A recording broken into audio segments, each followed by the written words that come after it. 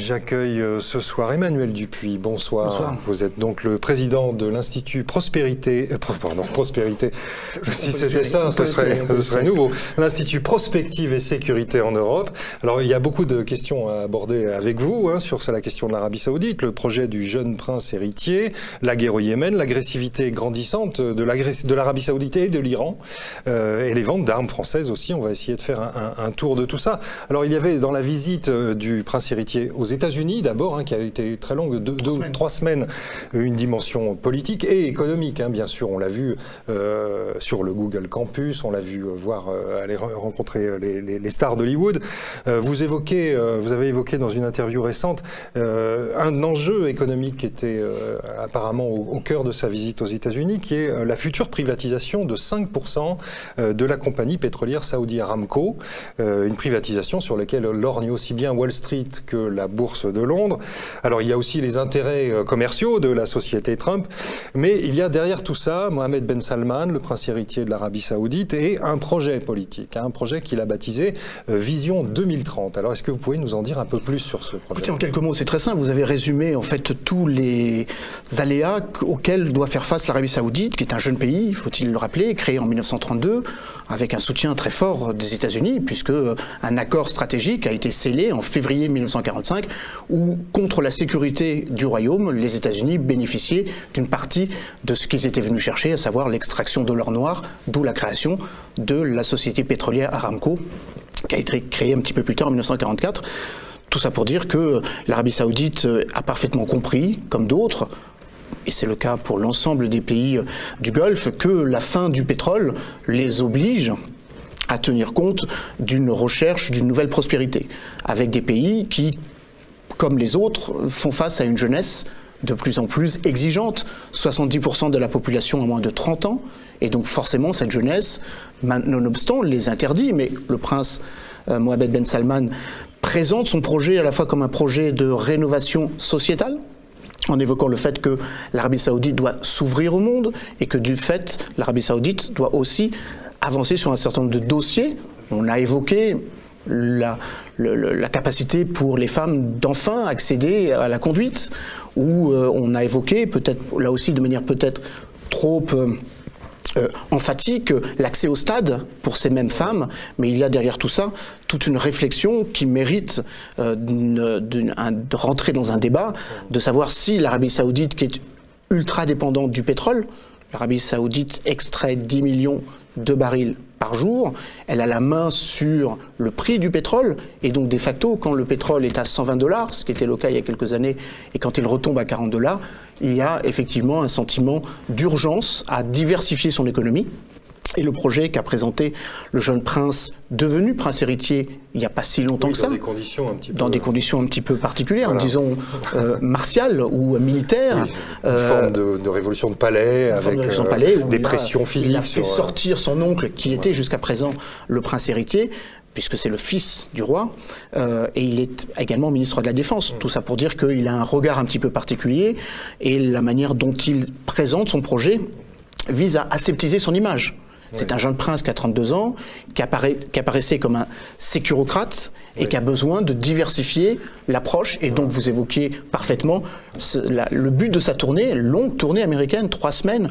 La dernière tournée aussi longue d'un prince héritier remonte à 1943, où son oncle, le prince Faisal à l'époque, avait lui aussi été envoyé par avait été envoyé par son père, le roi Abdelaziz, pour rencontrer le président. La tournée préfondatrice, d'une certaine manière. Pour mieux se faire connaître des personnes avec lesquelles, à l'époque, les États-Unis et l'Arabie Saoudite devaient travailler. D'image, de soft power, on a vu avec Oprah Winfrey, avec Hollywood, je l'ai dit, avec les dirigeants de Google, mais il y a derrière tout ça, pas seulement un projet intérieur, il y a un projet extérieur. C'est-à-dire que le prince héritier veut imposer sa vision de la région, dans la région, et face à l'autre grande puissance de la région qui est l'Iran.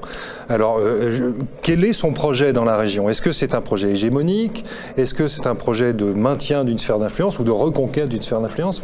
Dans quelle situation est-il et quelle est son intention? Alors, la position du jeune prince est à peu près équivalente à celle de l'ensemble de la l'aristocratie saoudienne qui a toujours été dans une franche hostilité depuis la révolution islamique de 1979, qui a vu émerger une forme alternative de relation entre les citoyens musulmans et l'autorité à travers cette théocratie qui s'est mise en place en Iran. Donc il y a une forme de lutte rentrée qui s'est fait en fait par soutien à des mouvements d'opposition, à des organisations que certains ont reconnues, c'est le cas de l'Union européenne, comme organisations terroristes. Je pense notamment aux Moudjahidines du peuple, ou évidemment la manière dont l'Arabie saoudite a toujours perçu l'Iran comme un adversaire, pour ne pas dire un concurrent, d'autant plus que l'Iran, revenu sur le devant de la scène avec l'accord sur le nucléaire iranien, a lui aussi des prétentions en matière d'extraction pétrolière et gazière. Par exemple, à l'horizon 2021, l'Iran a indiqué qu'elle aussi, elle voulait augmenter le volume de sa production pétrolière pour la porter de 2 millions à 6 millions de barils.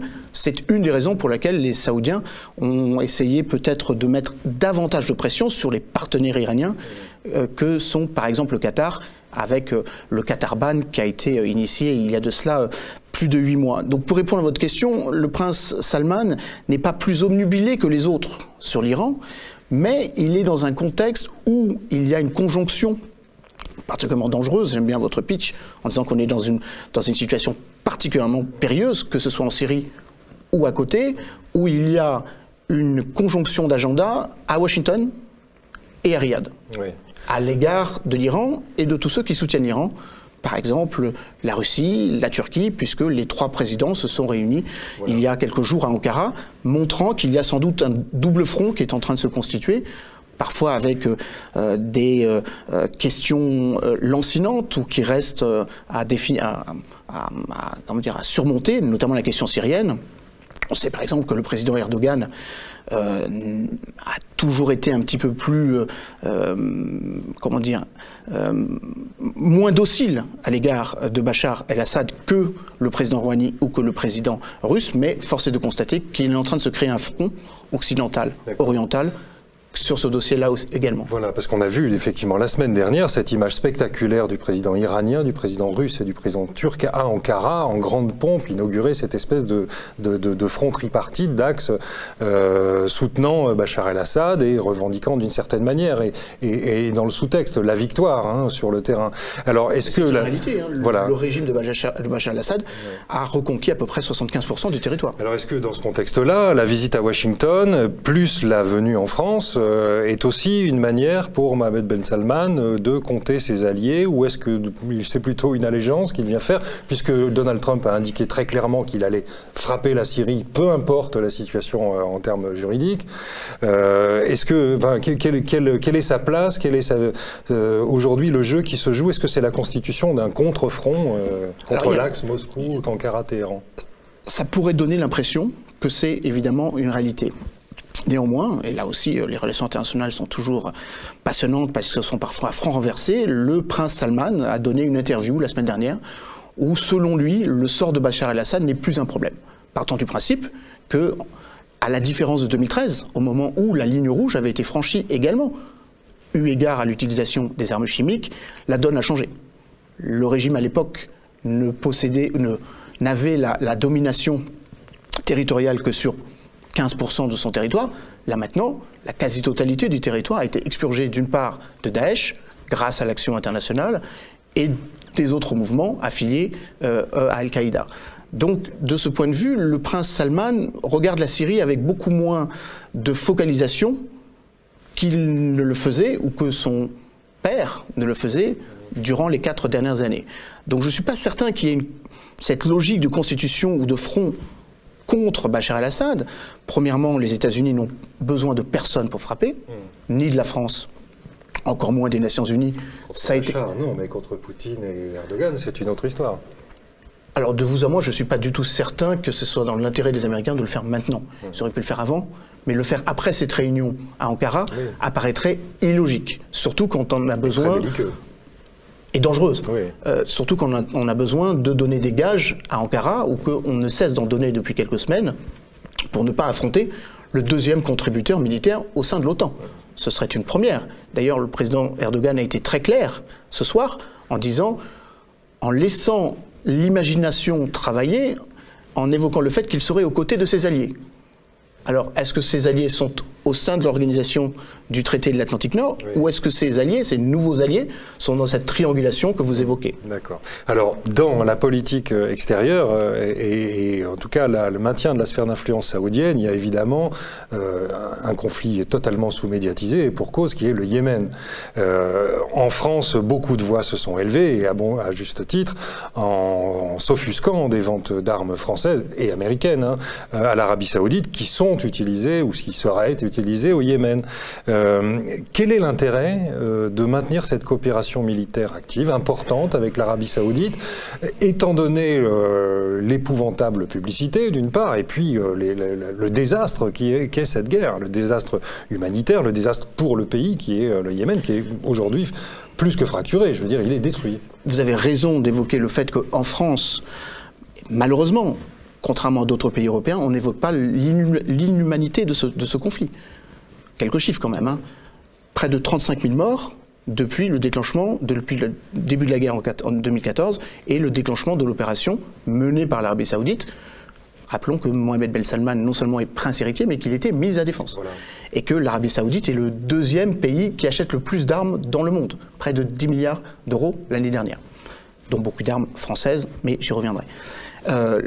Avec ce constat absolument dramatique, vous l'évoquez, près de 10 000 morts durant les 2 derniers mois, avec cette accélération de la conflictualité dans ce pays, nonobstant la mobilisation du Parlement européen qui a voté une résolution en septembre dernier interdisant la vente d'armes à l'Arabie Saoudite à une grande majorité, 400 des 700 députés, des 751 députés européens, avec, faut-il le rappeler, un traité qui a été signé en 2014, un traité sur le commerce des armes qui nous interdit, à nous, Français comme Européens, de vendre des armes qui pourraient se trouver utilisées dans des cas de crimes de guerre.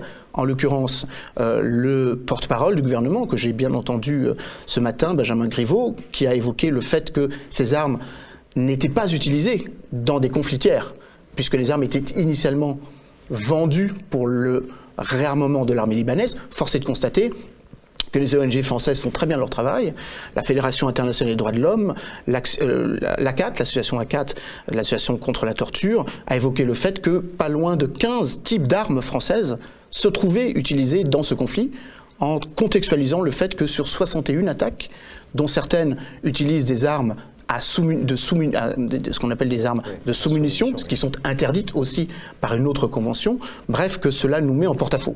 Alors évidemment, la France ne vend pas d'armes directement pour le conflit yéménite, mais en vendant des corvettes, en vendant des blindés, en vendant des munitions pour les 24 camions César que nous avons vendus à l'Arabie Saoudite, ou tout simplement en ayant vendu dans les années 80 et 90 près de 250 Charles Leclerc, qui se retrouvent malheureusement dans ce conflit, à être directement responsable d'un certain nombre de massacres, le bombardement de l'hôpital de MSF, le bombardement d'un local communautaire à Sanaa qui a fait 800 morts il y a de cela 3 mois.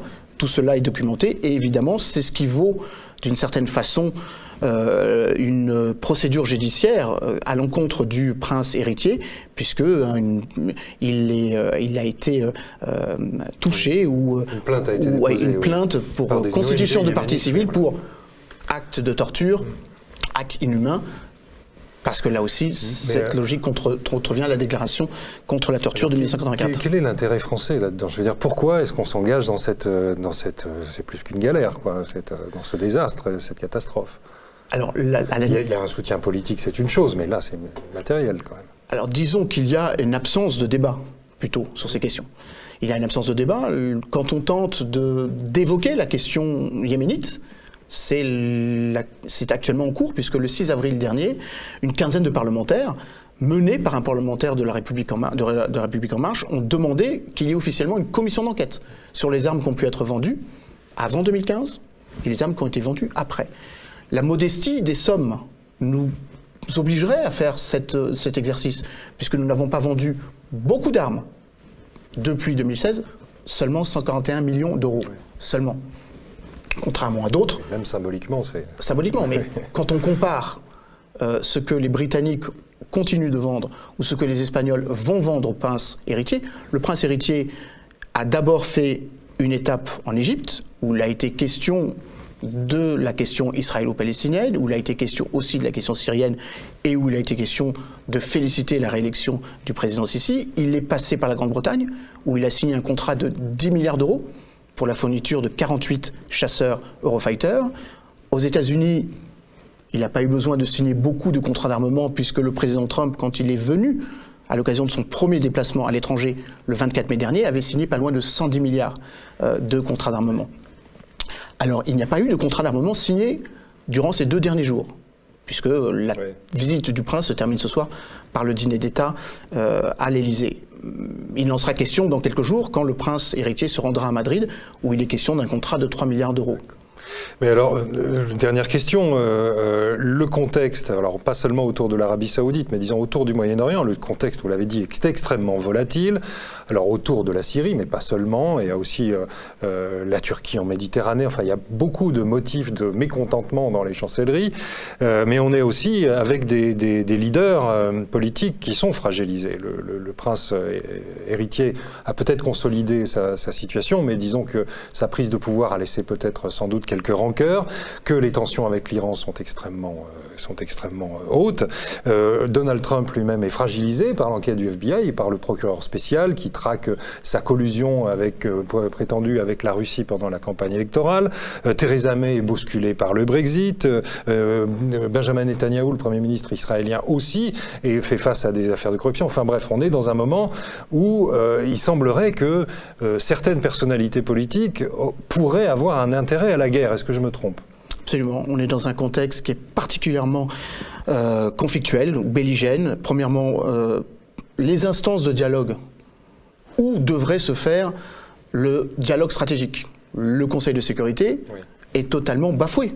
Quand l'ambassadrice américaine dit que de toute façon, et c'est une première pour une ambassadrice qui est supposée représenter l'État qui contribue à hauteur de 28% aux frais de fonctionnement de l'Organisation des Nations Unies, dit que de toute façon, la décision du Conseil de sécurité n'impacte absolument pas. Ce qui nous met en porte-à-faux, nous Français, puisque toute décision d'engagement militaire, ce fut le cas en 2011 en Libye, ce fut le cas en 2012, à la fin 2012, à la fin 2013, pardon, au Mali, ce fut le cas en janvier 2013 en République centrafricaine, doit être justifié par une résolution onusienne.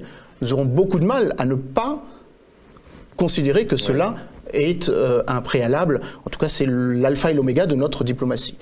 Donc l'ONU n'est plus ce lieu de réflexion. Les instances ou les enceintes où l'on parlait de sécurité, la conférence de la sécurité de Munich, qui est un grand moment où chacun dit quels sont ses intérêts stratégiques, a été une sorte de galop d'essai de 2 mondes qui ne se parlent plus. Une diplomatie très atlantiste pour le coup cette année. Alors, tendance très atlantique en évoquant la nécessité de se réarmer, en évoquant ou en justifiant la proximité stratégique et pour la première fois de nouveau rupture stratégique importante, le fait que les États-Unis considèrent qu'ils peuvent se passer de l'OTAN pour avoir une présence militaire sur le continent européen, en disant qu'il fallait renforcer leur présence dans les États baltes, et puis pour la première fois aussi, des leaders, je pense au ministre des Affaires étrangères Lavrov, qui a évoqué le fait qu'il y a 2 façons de concevoir l'équilibre stratégique, une vision occidentale et une vision post-occidentale. La réunion d'Ankara prouve que parfois, pour trouver une solution au conflit en Syrie, ou pour avancer vers la fin de cette inhumanité qui nous déshonore au Yémen, eh bien, parfois les pays du voisinage ont un rôle et peuvent avoir des facilités de dialogue que les instances internationales à Vienne, à Genève et à New York ne permettent plus d'avoir.